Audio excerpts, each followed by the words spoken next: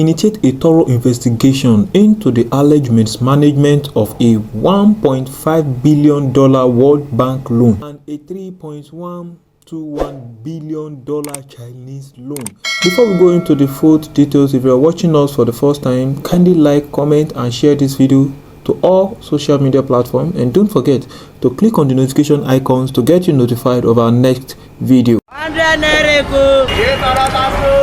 Welcome back to Lagos TV show.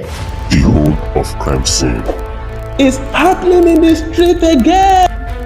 The center of political news, celebrity gossip, religious gossip, and happiness in the society. Join us, the voice of Africa. Welcome back. The World Bank loan was provided to Nigeria's 36 states and Abuja for poverty reduction and social protection, including initiatives such as improving access to basic education, health care, water and sanitation, as well as promoting women's empowerment and reducing maternal and child mortality. The funds were also intended to support the state's COVID-19 response and economic recovery efforts. Reserve concern extends to the Chinese loan, which was allocated for key infrastructure projects such as the Nigerian Railway Modernization Project, Abuja Light Rail, and the expansion of 4 airport terminals. The organization highlighted reports suggesting that these loans may have been mismanaged or diverted, leaving them unaccounted for and undermining efforts to alleviate poverty and economic inequality in the country. In an open letter dated August 10, 2024, signed by Serap Deputy Director Kolawole Oluwadare, the organization urged President Tinubu to direct the Attorney General of the Federation and Minister of Justice Lateef Fagbemi, along with relevant anti-corruption agencies, to investigate this allegation.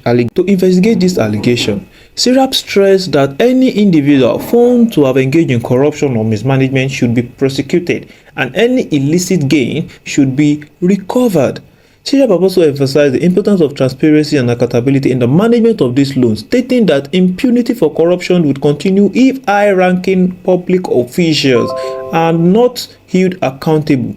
They noted that although governors may have immunity from arrest and prosecution while in office, they can still be investigated, and findings from such investigation could lead to impeachment proceedings.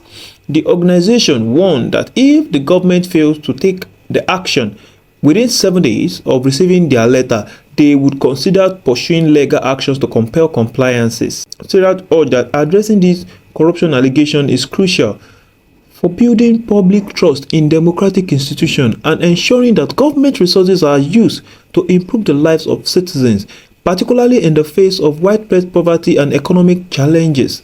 My people, as you can see the scandalous activities going on within the political leaders, such jingoism, imagine the intensity and heavy loaded sack of corruption weighing Nigerians down, despite the fact that we are just finishing up the 10 days protest. Another case of economic financial mismanagement has come up. What exactly is the problem of this our economic leaders? Don't they have any sympathy for the people of Nigeria? Imagine the amount of money they've been called to account for. Well, let's watch this video of Obasanjo talking directly to Tinubu on how bad his action has gone so far to destroying this country. We will be back shortly. It's not right. It's not fair. It's not good for this country. So this is the thing we have to do. How do we ask people to suffer? And those people who are suffering, please bear with us when you are not showing any sacrifice. And I'm not showing any sacrifice. You are what you are. I am what I am because I'm a Nigerian. Those people out there are Nigerians. They are entitled. So let us look at things that way. For me, that is what we have to do. And as I've said, and I will keep saying it, we are all sitting on a keg of gunpowder, all of us. If we continue to do what we are doing, which is disregarding the interest of the common man. Disregarding the interest of the common man. Yes, we want to bring somebody from another, the point you made. We here in Ogun State, between the central and the east, is where they have been getting governor. We've ignored the west. And the truth is that by population, unless the central and the east yield ground to the west, they will never make it. But for me, what is important is good governance. I will agree that yes, let it go round, and if he doesn't perform, you remove him. But there are many states, a few other states like that. Kogi is one, Benue is one, Borno is like that too. Yeah. Where unless there's a yielding of opportunity. I tried here with late Oluni that look, he comes from the west. We didn't make it.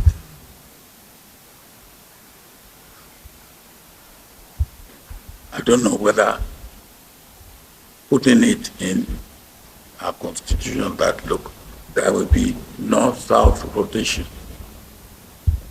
What I had hoped was that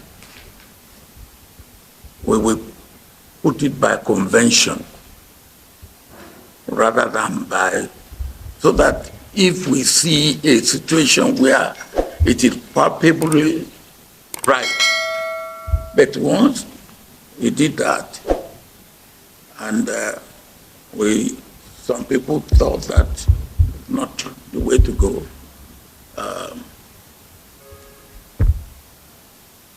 But what matters to me is ourselves. Because even if you do that, if you put it there, when Umaru Yar'Adua died, there was move, which is unconstitutional move, that Jonathan will not, who was vice president and by our constitution, there was move in some quarters that Jonathan should not take over.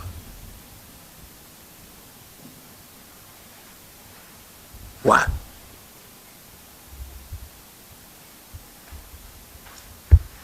So I will be with you first, that we will rethink, re-examine Western liberal democracy. That's number one. Two, look, what should be the criteria for bringing people into leadership position, whether at the executive level or at the legislative level, or even at the judiciary level, or any other public. Because the civil servants are part and parcel of this exercise. And they can be good civil servants and really serve civilly and conscientiously. They can also be evil servants if they choose to be so. So we need general moral rearmament. General moral rearmament, to look at ourselves and say, yes, we are all wrong, and where we are wrong. Then we need to do things differently. We cannot continue to do things the same way that has not worked for us and say. And then if we do that, we are deceiving ourselves. But let us look at things. What must we do differently at the executive level, at the legislative level, at the judicial level, at the civil service level, even at the private sector level? Because we are all in the same boat. And if that boat sinks, we all sink together. But whatever you come with, if we are able to take care of, yes, democracy, let our democracy have African context and African content. Because Western liberal democracy began from monarchy, they can be loyal opposition to the monarchy. In our own case, because we have the only thing we can be loyal to is our country, which is invincible, those people will say. So, not a loyal opposition, but a partnership opposition that will partner with the government, see things together, debate, dialogue, and come to consensus and move on. One of the things that is ridiculous about this country is the new government comes in and they say, for the first time ever, as if Nigeria has never existed. For the first time ever, this has been done. You talk about the refinery in your opening remark. I went, when I was president, I went and called Shell. I said, Shell, look, come and help us. Run the refinery. Take part.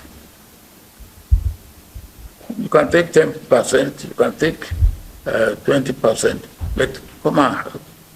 They say no. I said, okay, all right.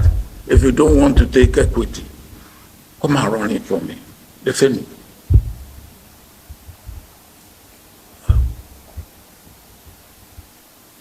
So they left. I then called their head one-on-one. I said, look, sit down with me. Why do you turn down? They gave me 5 reasons. One, they said, our refineries are small. I think Port Harcourt is 60,000 barrels a day. No, yeah, I think that's Port Harcourt. Kaduna is maybe 100. I think Warri is the largest, I think, maybe 120. And they said to me then that, look, refinery is about 250,000 barrels a day. So our refineries are too small.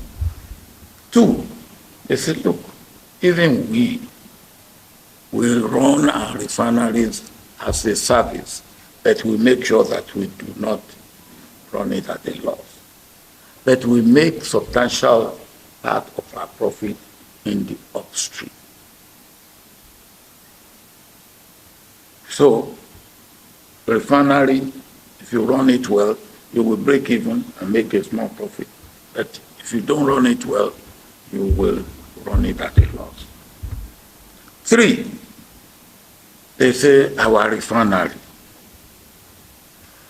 the way we have managed it, the way we have serviced it, is not the way that refinery should be serviced.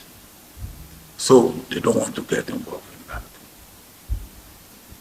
4, they said to me the corruption around the refinery. They did not want to get involved in it.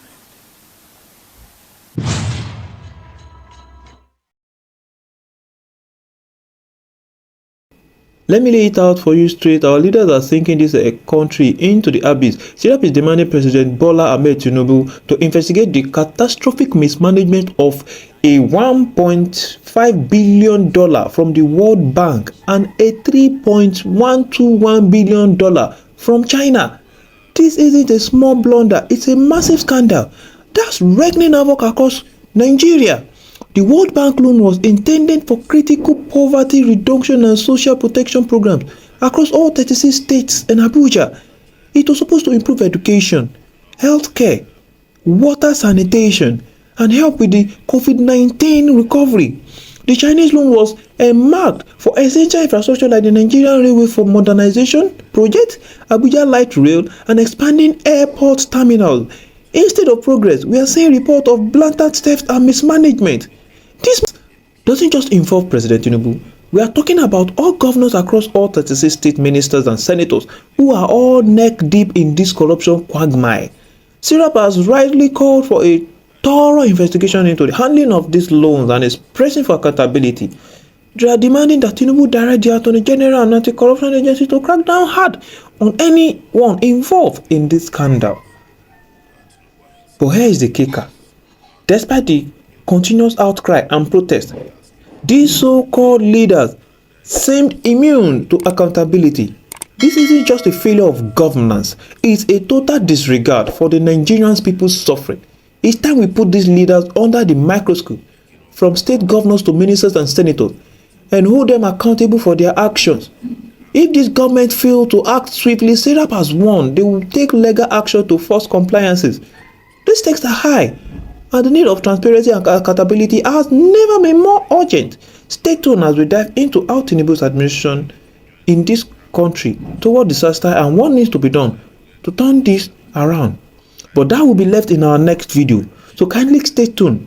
And if you're watching us for the very first time, kindly click on the notification icon to get you notified on every of our new video. And also don't forget to share this video across all media platforms to get YouTube recommendation.